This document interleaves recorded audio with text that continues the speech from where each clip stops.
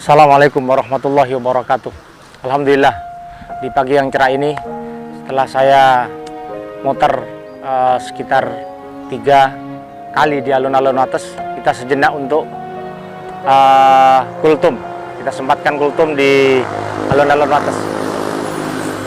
Hal yang perlu terus kita jaga adalah nikmat sehat kita, nikmat Islam, nikmat iman yang terus kita jaga sampai ajal menjemput kita. Sholawat dan salam semoga terus terlimpahkan pada Nabi kita, Nabi Allah Muhammad Sallallahu Alaihi Wasallam. Tema kali ini kita akan menyampaikan satu poin dari pesan Rasulullah SAW dari ketika Ibnu Abbas menyampaikan riwayat ini terdapat dalam kitab Al-Hakim dalam Al-Mustadraknya. Rasulullah SAW bersabda, "Iktani khamsan qabla khamsin." Jagalah 5 perkara sebelum datang 5 perkara yang lain. Salah satunya Rasulullah bersabda, "Sihhataka qabla saqamika." Jagalah kesehatanmu sebelum datang sakitmu. Dan kondisi sehat ini penting. Hal yang perlu kita jaga adalah kondisi sehat fisik kita. Jadi perlu ada kesadaran untuk kemudian menciptakan kesehatan ini. Saya bisa berbagi pengalaman. Ada kesadaran kesehatan itu pada saat saya akan berangkat haji tahun 2012, dan saya kemudian check up total di Puskesmas Wates. Kemudian ternyata dicek kesehatan, kolesterol jahat, asam urat saya, tensinya, semuanya kemudian sangat buruk. Yang kemudian dokter mengatakan satu pesan yang sampai hari ini saya pesan, yang saya ingat pesan dokter itu adalah pola makan Bapak silahkan diatur yang baik, dijaga yang baik. Soalnya jika masih ingin bersama keluarga, silahkan pola makannya dirubah. Ternyata kemudian kita rubah. Setiap pagi, setiap saya mau kuliah di UMY pagi, kebetulan tidak sarapan, mesti saya mampir di warung Padang murah meriah. Kemudian salah satu yang saya sukai adalah kikilnya, santannya yang memang enak.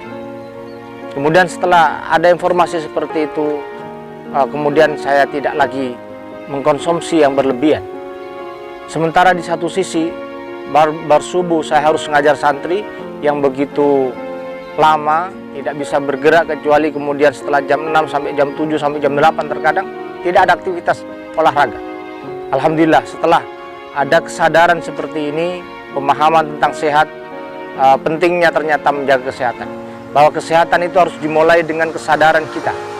Kesadaran untuk memahamkan bahwa kesehatan untuk ibadah. Karena ketika kita kemudian bersama-sama memahami hal ini, akan datang untuk kemanfaatan orang lain. Oleh karena itu Rasulullah SAW bersabda, jagalah kesehatanmu sebelum datang sakitmu. Karena ketika kemudian kualitas sehat kita tidak beres, maka akan tidak memaksimalkan kebaikan. Karena kebaikan itu butuh kesehatan.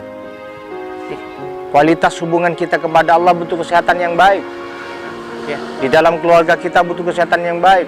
Melakukan kebaikan kepada orang lain butuh kebaikan yang baik. Dan ini tentu butuh kesadaran, menjadikan kita paham tentang kesehatan.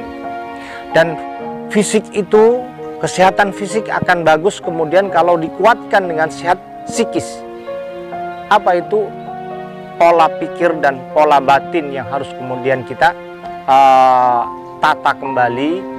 Bagaimana kita mengkonsep ketika kondisi marah, bagaimana kita memahamkan bahwa seluruh makanan yang enak itu kapan yang dimakan, kapan yang tidak harus dimakan. Sehingga kemudian butuh pemahaman yang utuh pola pikir kita. Salah satu konsep yang perlu kita lakukan untuk hal-hal yang kecil, ya. Umpamanya suatu saat kita kemudian diuji, untuk kemudian ibu-ibu terutama, saya sering sampaikan di majelis taklim, ketika pulang dari kegiatan di masjid taklim, tiba-tiba buka dapur, tiba-tiba ikannya dimakan kucing, Maka bagaimana konsep marah itu dikelola menjadi pahala? Apa? Pegang dadanya. Kalau lihat ada kucing makan ikan, kita pegang dadanya sambil ucapkan alhamdulillah. Hari ini saya sedekah ke kucing. Biarkan diambilkan piring-piring yang pecah, dibereskan, dibersihkan. Bahkan ambilkan kucing, letakkan, diantar ke tetangganya kalau bisa. Mengharap pahala dari Allah. Karena Rasulullah SAW bersabda, man zara, barang siapa dia menanam tanaman, kemudian dimakan kucing, dicuri, diambil, diminta orang, fawa sadaqah, maka sedekah semua. Maka tidak ada hal yang kemudian sia-sia. Jadi alhamdulillah, sandal hilang ketika kita sholat di masjid, tidak perlu nesu-nesu ke takmir, tidak perlu teriak-teriak. Apa yang dikatakan? Alhamdulillah, sandal saya ada yang mengambilnya, kemudian hari ini mungkin batasnya sandal itu dipakai saya, semoga bermanfaat dan bisa beli lagi, kan selesai sebenarnya. Kemudian pola pikir yang harus kemudian kita bangun. Rasulullah SAW ketika kemudian berkumpul di masjid, tiba-tiba ada Arab Baduy masuk kencing di pojok masjid. Apa yang dilakukan para sahabat? Dia geram, dia mau memukul Arab Baduy itu. Tapi lihatlah Rasulullah melihat dengan basirah, penglihatan dengan mengilmui. Apa kata Rasulullah? Jangan diganggu orang itu, tugasmu ngambil timba, kemudian air siram, kemudian nanti datangkan ke saya. Kemudian dikasih pemahaman bahwa masjid ini adalah tempat untuk sholat, tidak untuk kemudian hal yang kotor. Akhirnya kemudian Arab Baduy itu paham. Apa kata Arab Baduy? Allahumma firli, ampuni saya dan juga Muhammad, yang lain tidak usah. Ini konsep melihat sesuatu tergantung pola pikir kita. Mau dibikin ruwet persoalannya atau kemudian kecil. Kendaraan Bapak Ibu sekalian dibentur orang, baik sengaja atau tidak, tergantung ini mau dibikin ruwet atau tidak. Maka semua tergantung kita. Maka keilmuan ini perlu terus diasah, baik melalui mendengarkan kajian-kajian seperti atau membaca buku. Saya kira penting. Ayo kita bersama-sama untuk kemudian menguatkan pemahaman sehat kita, supaya kemudian kehidupan sehari-hari kita lebih kemudian meningkatkan kualitas amal kita untuk dunia kita, terutama akhirat kita. Salam menjaga kesehatan untuk bekal kebaikan fid dunya wal akhirah kita. Al-haqqu min rabbik fala takunanna minal mumtarin. Assalamualaikum warahmatullahi wabarakatuh.